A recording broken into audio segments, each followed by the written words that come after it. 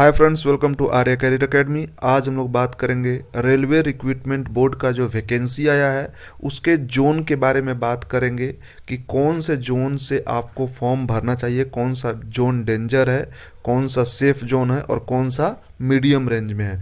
तो वो सारा कुछ डिस्कस करेंगे। और अगर अभी तक आप मेरे चैनल को सब्सक्राइब नहीं किए हैं तो सब्सक्राइब कर लीजिए और बेल आइकन दबाना नहीं भूलिए ताकि कोई भी नोटिफिकेशन अपडेट होता आपको वीडियो मिलता रहे। और साथ साथ में नीचे में टेलीग्राम का लिंक दिया हुआ उसे ज्वाइन कर लीजिए, जहाँ से आपको करेंट अफेयर का सारा वीडियो मिल जाएगा।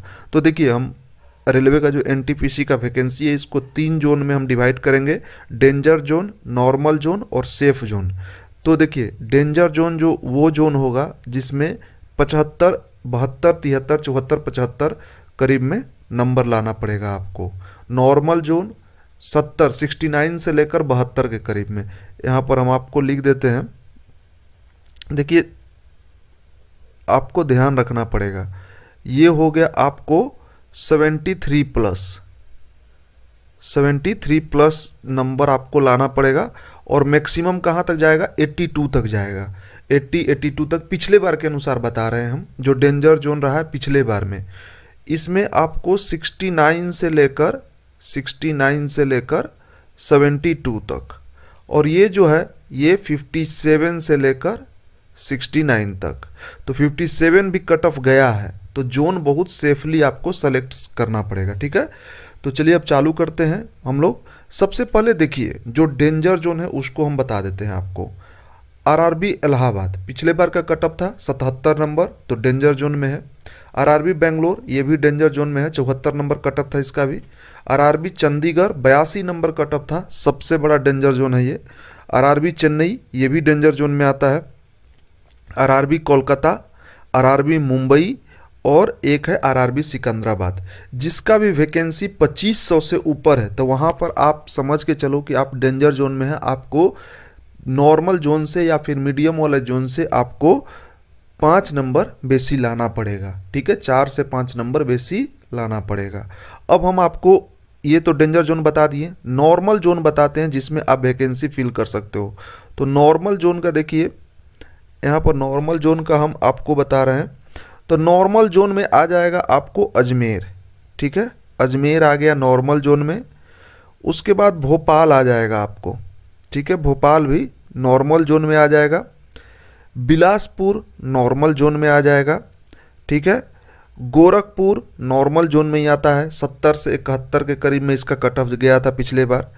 ठीक है, जम्मू कश्मीर, और देखिए ये जो बाकी जो बचेगा ना वो सबसे सेफ जोन में जाएगा। जम्मू कश्मीर सेफ जोन में है। ठीक है, आपको मलाड जो है ये भी आपको नॉर्मल जोन में ही आता है। मुजफ्फरपुर इसका कट ऑफ गया था पिछले बार 57 प्री का, और 68 या 69 नंबर पर स्टेशन मास्टर यहाँ पर मिला था। तो ये सबसे सेफ जोन है मुजफ्फरपुर। ठीक है, भले ही वैकेंसी कम है मगर कट ऑफ भी तो कम है। आप अगर 70 नंबर लाने का क्षमता रखते हो, मुंबई जोन में सेम ही क्वेश्चन होता है सारे जगह, तो 70 नंबर अगर मुजफ्फरपुर में लाओगे तो आप स्टेशन मास्टर बन जाओगे, और वही मुंबई में लाओगे तो कुछ भी नहीं मिलेगा। ठीक है, तो पटना भी सेफ जोन है, क्योंकि पटना का भी 68, 69 कट ऑफ गया है पिछले बार, 67, 68 के करीब में कट ऑफ गया था, तो ये भी सेफ जोन में आता है। रांची जो है वो आपको कह सकते हैं कि मीडियम 70 से 72 नंबर नॉर्मल जोन आपको रांची का रहेगा। सिकंदराबाद डेंजर जोन है, रांची आपको मीडियम रेंज वाला जोन रहेगा। ठीक है, सिकंदराबाद ये तो बता चुके हैं। आरआरबी सिलीगुड़ी एकदम सेफ जोन है। ये सब बहुत कम लोग यहाँ पर वैकेंसी डालते हैं, हालांकि पोस्ट कम है। ये मत सोचिएगा कि पोस्ट कम है तो यहाँ पर बहुत ज़्यादा कट ऑफ जाता होगा, नहीं। पोस्ट कम है तो कट ऑफ भी कम है, पोस्ट ज़्यादा है तो कट ऑफ भी ज़्यादा है। जैसे कि सबसे भयंकर जोन माना जाता है इलाहाबाद को। पोस्ट देखिए 4, 4,500, 5,000 के करीब में वैकेंसी है। तो अगर इलाहाबाद में 5,000 के 4,500, 5,000 के करीब में वैकेंसी है अभी रेगुलर इंक्रीज करने के बाद, तो वहाँ पर पिछले बार हमको लगता है 28 या 2900 वैकेंसी था, तब गया था कितना? 77 नंबर। अब क्वेश्चन के पैटर्न के ऊपर डिपेंड करता है, क्योंकि आज के डेट में प्रेडिक्टेबल कुछ भी नहीं बोला जा सकता। आप देख सकते हो कि ग्रुप डी जो है उसका कट ऑफ 80 से 81 गया है, तो कुछ भी हो सकता है, मतलब अनप्रेडिक्टेबल है। कैसे नॉर्मलाइजेशन, और बहुत लोग को तो 100 में 110 भी आ गया है ग्रुप डी में, तो केस वोस भी हुआ है। तो पता नहीं कैसे नंबरिंग वो लोग चेक किए हैं, उसका भगवान ही जाने। तो आपको सेफ सिक्योर खेलना है, तो आप अपने जोन से देखिए, जॉब सेटिस्फेक्शन भी बहुत बड़ी चीज़ होती है। बहुत लोग ऐसे हैं जो आज के डेट में स्टेशन मास्टर तो हैं चेन्नई में, मगर तड़प रहे हैं कि कुछ दूसरा छोटा जॉब ही अपने स्टेट में मिल जाए। तो आप लोग सेफ सिक्योर बहुत सोच समझ के अपने जोन में भरिएगा, कोई दिक्कत नहीं है। 3 से 4 क्वेश्चन का फर्क पड़ता है, थोड़ा सा मेहनत ज़्यादा कर लेना, और क्या भाई, 3 क्वेश्चन का मेहनत ज़्यादा कर लोगे तो अपने जोन में सिलेक्शन हो जाएगा। सबसे लोवेस्ट होता है आपको, देखिए जो 1-2 जोन छोड़ के बाकी जो जितने भी जोन होते हैं, जैसे मान लीजिए आपको 23-24 जोन है, तो 23 में से 3-4 जोन छोड़ के बाकी जितने भी जोन है सबका जो नंबर होता है 4-5 नंबर के इर्द गिर्द में रहता है। किसी का 670 रहेगा, 72 रहेगा, 74 रहेगा, 77 रहेगा, और एक चंडीगढ़ को छोड़ के, क्योंकि वो एक्सेप्शन केस है। ठीक है, चलिए अब देख लेते हैं इसका जो ऑनलाइन फॉर्म भरने का डेट आपको पता है 1 तारीख से चालू हो गया। क्लोजिंग रजिस्ट्रेशन है 31 तारीख तक, आपको इसका फॉर्म क्लोज हो जाएगा। ठीक है, तो 31 तारीख से पहले आपको मतलब कि फॉर्म भर देना। फर्स्ट स्टेज में आपको पता है टेंटेटिव शेड्यूल आया है सितंबर तक, या फिर जून जुलाई से मतलब कि सितंबर के बीच में ही होगा। तो मोस्ट प्रोबेबली मान के चलिए कि सितंबर में ही होगा, सितंबर से 1 महीना पहले हो जाए या फिर 1 महीना बाद हो जाए, तो उससे पहले नहीं होगा, क्योंकि अभी आरआरबी जेई भी इसके पहले फॉर्म भरा चुका है। तो पहले उसका एग्जाम होगा, उसके बाद इसका एग्जाम होगा। अब देखिए यहाँ पर स्टेज 1 में आपको 30 नंबर का मैथ है, 30 नंबर का रीजनिंग है, और 60 नंबर कितना 40 नंबर का आपको जीएस बचा। तो ये इसके लिए आपको 90 मिनट समय मिलेगा। एसएससी वाले के लिए बहुत फ़ायदा है, क्योंकि 60 नंबर का उनका तैयारी कंप्लीट है, सिर्फ 40 नंबर का तैयारी उनको करना है। बाकी मैथ और रीजनिंग तो वो जितना एसएससी में पढ़े हैं उनके लिए सफिशियंट है। मैथ और जो आपको रीजनिंग आता है बहुत मतलब कि ऐसा लेवल नहीं होता है कि आप नहीं सॉल्व कर सकते हो, और दोनों में मतलब कि फर्स्ट स्टेज सेकेंड स्टेज दोनों में सेम ही है।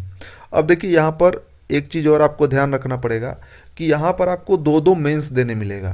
जो +2 वाले होंगे उसका अलग मेंस होगा, ग्रेजुएशन वाले का अलग मेंस होगा।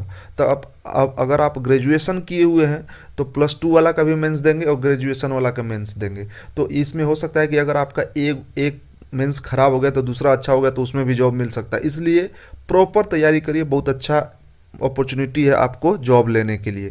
तब देखिए जिसमें टाइपिंग है, junior clerk typing skill test, बहुत सारे में टाइपिंग चाहिए। तो आप लोगों को करना क्या है, सिर्फ 2 छोड़ के ट्रैफिक असिस्टेंट और स्टेशन मास्टर को छोड़ के लगभग सारे में टाइपिंग चाहिए। हालांकि कमर्शियल में कुछ भी नहीं चाहिए, सीनियर कमर्शियल क्लर्क में नहीं चाहिए, ट्रेन क्लर्क में नहीं चाहिए, कमर्शियल कम टिकट क्लर्क में नहीं चाहिए, ये सब में कुछ भी मतलब 3-6 पोस्ट में आपको टाइपिंग का ज़रूरत है। तो आप टाइपिंग करने चालू कर दो। ठीक है, चलिए आगे बढ़ते हैं। देखिए ट्रैफिक असिस्टेंट, गुड्स गार्ड, ये सारा स्टेशन मास्टर ये हम आपको बता चुके हैं। ग्रेजुएशन पर है, 18 से 33 साल तक आपका मतलब कि एज होना चाहिए। ठीक है, इससे 33 साल से अबव है तो आप नई फॉर्म फिल कर सकते हैं। और देखिए जो वैकेंसी इंक्रीज हुआ है ना, वो भोपाल जोन पर, भोपाल जैसे कि आप या तो आप अड्डा के जो साइट है उस पर जाइए, वहाँ से आपको डाउनलोड करने मिल जाएगा। हम आपको लिंक दे देंगे नीचे में, जो वैकेंसी इंक्रीज हुआ है उसका भी, ये पुराने वाला का है। ठीक है, तो 8-9 हज़ार के करीब में वैकेंसी इंक्रीज हुआ है, जैसे सब साइट पर भी आया हुआ है, नोटिफिकेशन भी है। तो अब देखिए कैसे अपडेट होता है, क्या होता है, उसके बारे में थोड़ा दिन में आपको पता चल जाएगा। देखिए ये नॉर्मलाइजेशन का प्रोसेस है, नॉर्मलाइजेशन मार्क्स का प्रोसेस है। जैसे यही प्रोसेस एसएससी भी फॉलो करने जा रहा है, सेम रेलवे का, जैसे रेलवे नॉर्मलाइजेशन करता है उसी तरह एसएससी भी करेगा। तो ये नॉर्मलाइजेशन हर एग्जाम में होता है रेलवे का, तो बहुत मतलब हड़बड़ाने का बात नहीं है, क्योंकि अगर आपका क्वेश्चन बहुत हार्ड हुआ तो नॉर्मलाइजेशन होगा तो आपका नंबर बढ़ जाएगा। चलिए thank you for watching, share and subscribe, और ज़्यादा से ज़्यादा लोगों तक फॉरवर्ड कीजिए, और बहुत सोच समझकर अपना जोन डालिएगा। केवल मार्क्स के बेसिस पर मत सोचिएगा कि 2 नंबर हमको कम आ जाएगा तो क्या होगा। ये सोचिएगा कि अगर 2 नंबर बेसी आ गया और अंडमान निकोबार में रहना पड़े तो वो भी तकलीफ दे ही है। उससे अच्छा है कि थोड़ा पढ़ के 2 नंबर ज़्यादा लेके अपने जोन में जॉब कीजिए। ठीक है।